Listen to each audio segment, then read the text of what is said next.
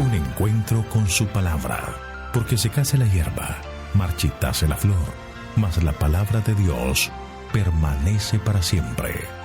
Con ustedes, el doctor José Ricardo Arias Quintero.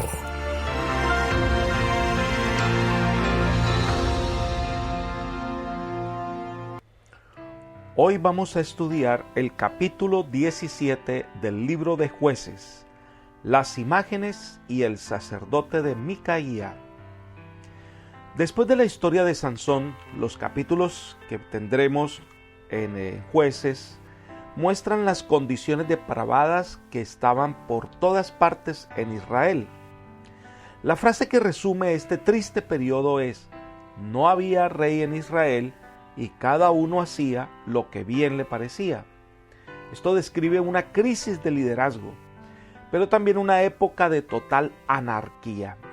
Este capítulo relata uno de esos momentos tristes de Israel.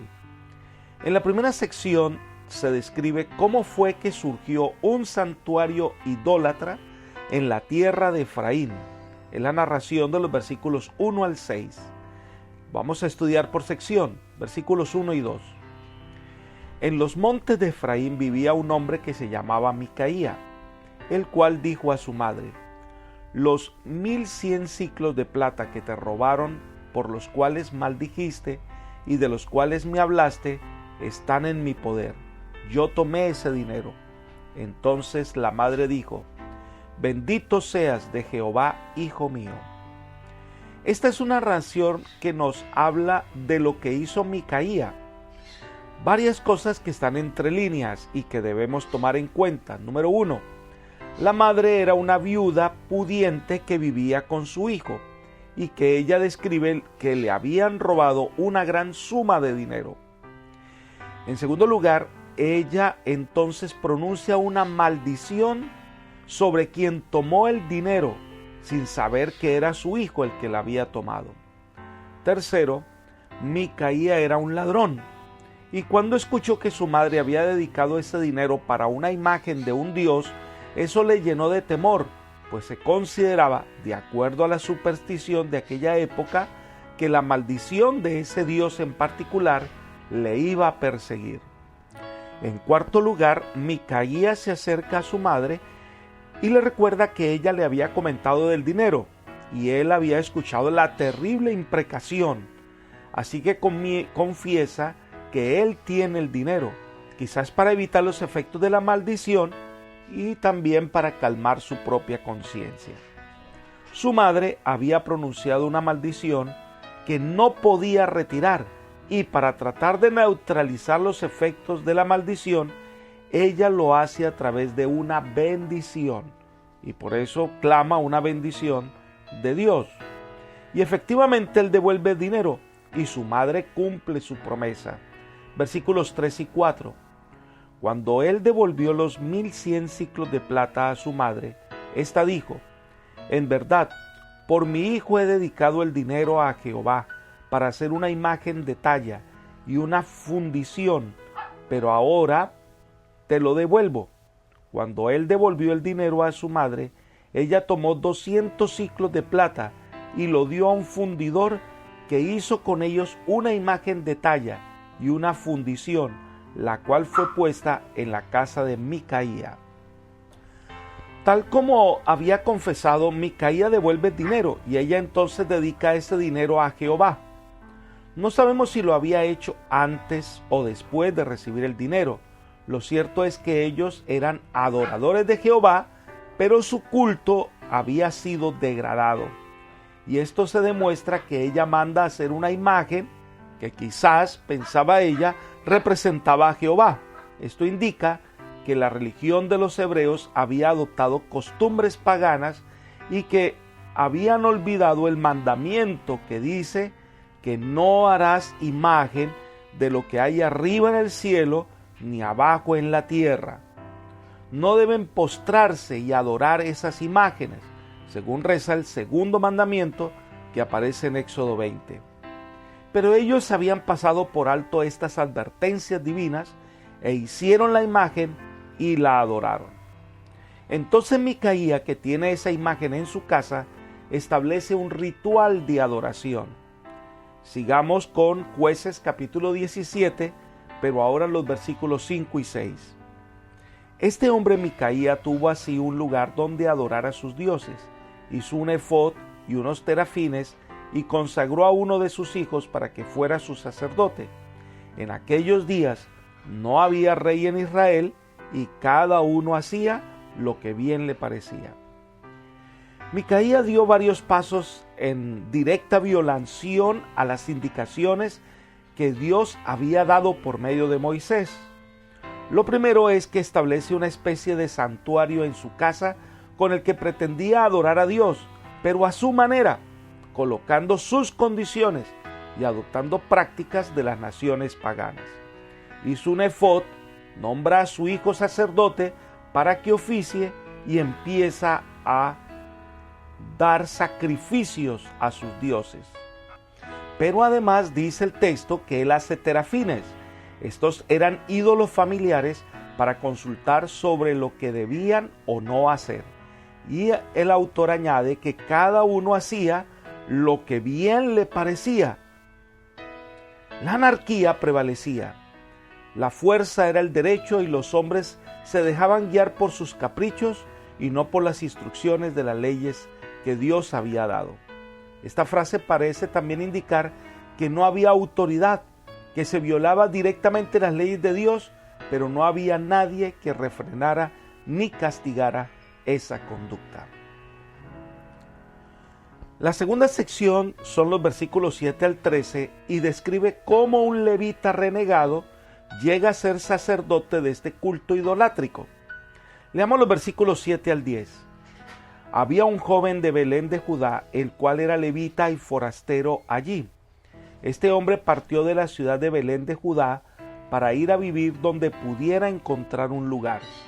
En su viaje llegó a los montes de Efraín, a la casa de Micaía.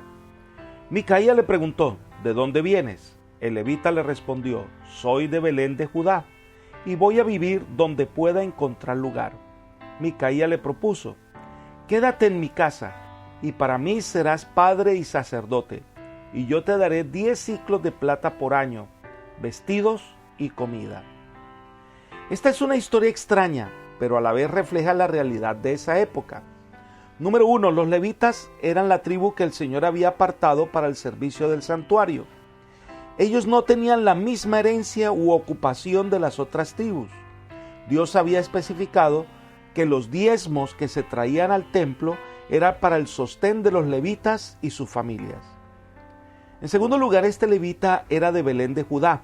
Se llama así para diferenciarla de Belén de Zabulón. No se entiende por qué un levita vivía en Belén de Judá. A lo mejor su madre era de una tribu y el padre de otra. En tercer lugar, este levita en particular se lo describe como un forastero, buscando lugar donde ubicarse. A lo mejor por el culto idolátrico, los israelitas no mantenían a los levitas con el diezmo como debían hacerlo.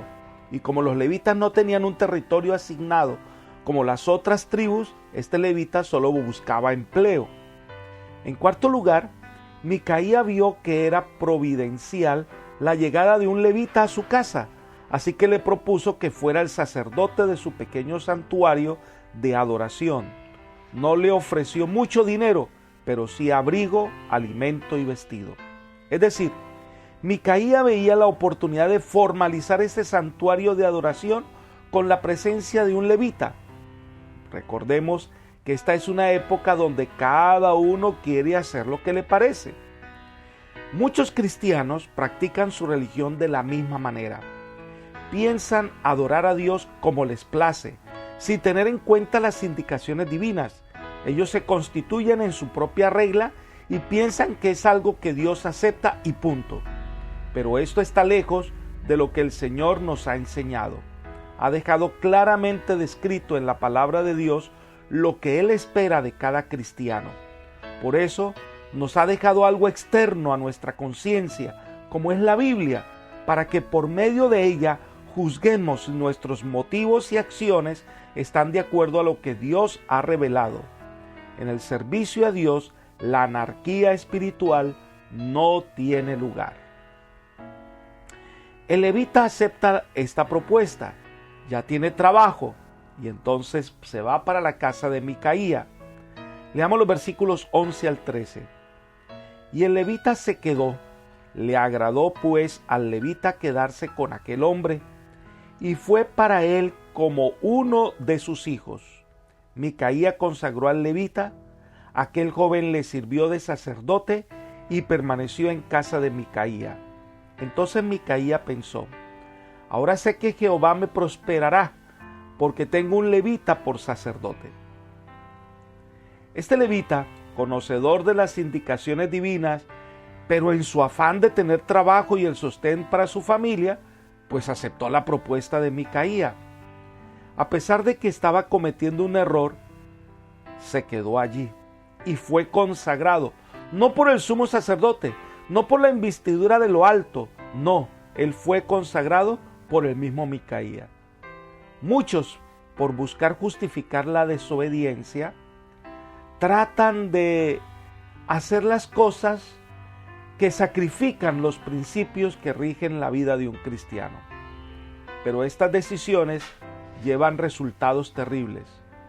Por su parte, Micaía se sentía privilegiado al tener a un levita en su casa o un santuario privado y creía que por ese motivo el Señor le iba a prosperar.